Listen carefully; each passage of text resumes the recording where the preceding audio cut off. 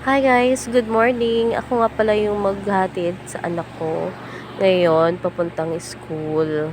At ayan na nga, nagre-ready na nga kami dyan. Nagmamadali na nga kami kasi anong oras na, magka-alas 8 na. Yung start kasi ng pasok niya is 8. Hindi ko na nga na-videohan yung pagpasok niya sa room kasi nandun na yung mga classmate niya at teacher niya.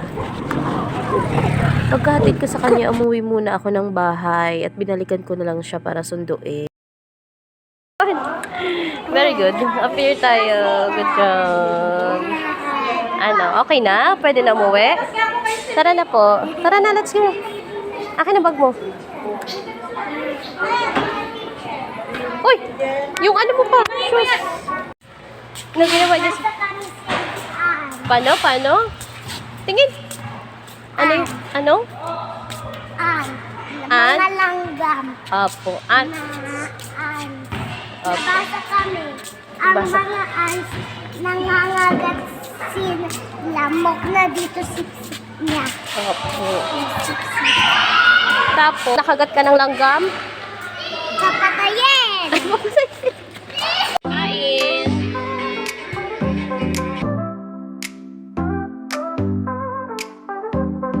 Tsaka bagungon na may paku. Sarap. Gisado na eh. Gisado isda. Yan. Rain, come here.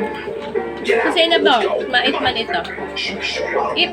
Take your time, will you? I found the needle right. Shut your wormhole. Tara na loto.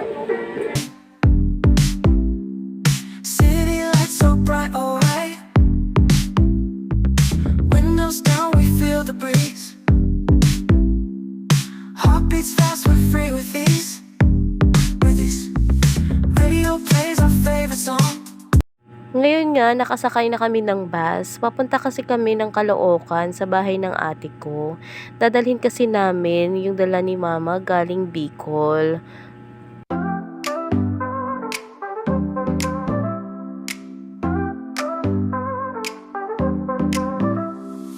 Under stars we ride tonight. City lights so bright, alright. Windows down, we feel the breeze. Kakarating lang namin. Nandito na kami sa Caloocan, sa bahay ng ate ko. Ayan.